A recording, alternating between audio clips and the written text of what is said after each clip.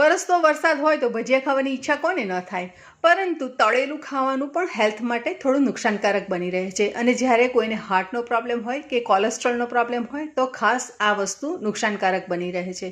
તો ચાલો આજે આપણે કંઈક સરસ મજાની રેસીપી બનાવીએ. સુપર સહેલિયાથી હું નિપા મિસ્ત્રી સ્વાગત કરું છું તમારા બધાનું સુપર સહેલિયા ઉપર. ચાલો જઈએ મારા કિચનમાં. આજે શું બને છે?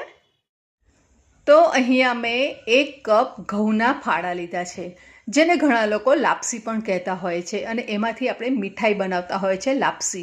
તો એ લીધા છે, અને એની અંદર મેં અડધો કપ દહીં ઉમેરી લીધું છે. દહીં મીડિયમ ખાટું છે, બહુ ખાટું પણ નથી અને એકદમ મોડું પણ નથી. તમે તમારા ટેસ્ટ પ્રમાણે ખાટું મોડું લઈ શકો છો. જે માપથી આપણે દહીં લીધું છે એ જ અડધો કપના માપથી આપણે અંદર પાણી ઉમેરી લેવાનું છે, અને દરેક વસ્તુને આપણે સરસ રીતે મિક્સ કરી લેવાની છે. ખૂબ જ ઇન્ટરેસ્ટિંગ રેસીપી બનવા જઈ રહી છે. વિડીયોને છેલ્લે સુધી જોજો, ચોક્કસ તમને ગમશે જ અને કંઈક નવું લાગશે. તો આ સરસ રીતે મિક્સ થઈ ગયા બાદ આપણે એને 1 કલાક માટે ઢાંકીને રહેવા દઈશું, જેથી કરીને ફાળા જે છે ઘઉંના ફાળા એ સરસ રીતે પલળી જશે અને એકદમ સોફ્ટ થઈ જશે.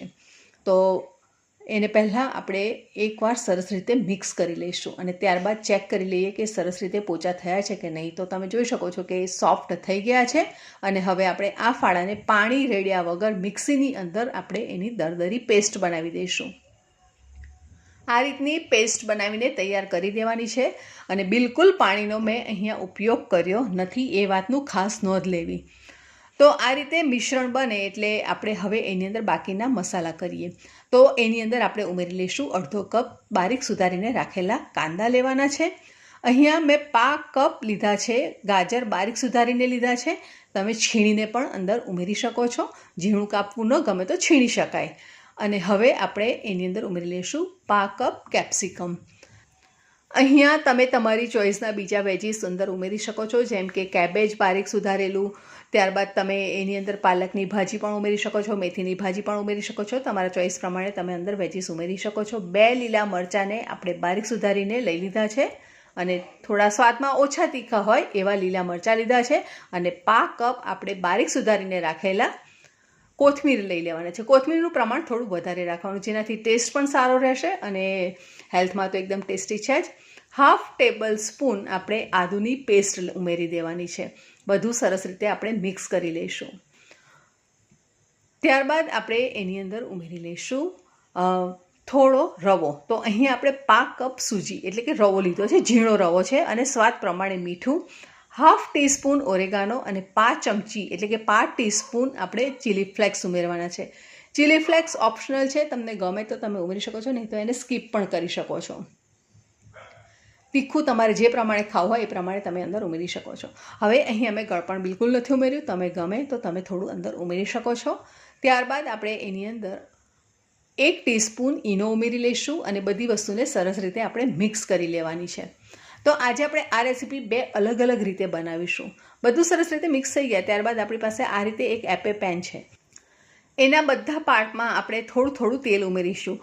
તો આ તેલ આપણે લગભગ 1 ચમચી કરતાં થોડુંક ઓછું એવું તેલ અહીંયા વપરાયું છે.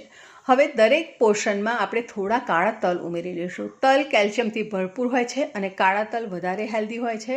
અને આપણે જે રેસીપી બનાવીશું એની અંદર કાળા તલથી એનું ગાર્નિશિંગ થઈ જશે, અને સાથે એનું લુક પણ બહુ સરસ આવશે. એટલે કહેવાય છે ને કે જે નજરે ગમે તે જીભને ચોક્કસ ગમે જ. તો આ રીતે આપણે દરેક પોર્શનની અંદર થોડું થોડું મિશ્રણ ઉમેરી લેવાનું છે, અને ત્યારબાદ આપણે એને ઢાંકી દઈશું, અને ઢાંકીને ધીમા તાપે એકદમ લો ફ્લેમ ઉપર આપણે એને કૂક કરવા મૂકી દઈશું. એ સાઈડ કૂક થાય ત્યાં સુધી આપણે બીજી રીતે બનાવવા જઈ રહ્યા છે. તો એક નોનસ્ટિક પેન લઈશું, એની અંદર આપણે 1 ચમચી તેલ લઈશું, અને કાળા તલ આ રીતે આપણે થોડા છૂટા છૂટા ભભરાવી દઈશું. ત્યારબાદ આપણે જે બાકીનું બેટર બચ્યું છે તો તેને આપણે આમાં સ્પ્રેડ કરી દેવાનું છે, અને સરસ રીતે સ્પ્રેડ કર્યા બાદ ફરીથી આપણે ઉપરથી થોડા કાળા તલ ભભરાવી દઈશું. જો કોઈ ગેસ્ટ આવવાનો હોય, કોઈને આપણે સર્વ કરવાનું હોય, તો આપણે એપે બનાવીશું. અને આપણી પાસે ટાઈમ ન હોય, ઉતાવળ હોય અને ફટાફટ કરવું હોય તો આપણે આ રીતે એને નોનસ્ટિકમાં એકસાથે પાથરી અને બનાવી શકીએ છીએ. તો ઉપરથી કાળા તલ પાથરી દઈએ તો બ્લેક એન્ડ વ્હાઇટનું કોમ્બિનેશન જોઈને જ ખૂબ જ સરસ લાગે છે, અને ખાવાની પણ મજા જ આવશે.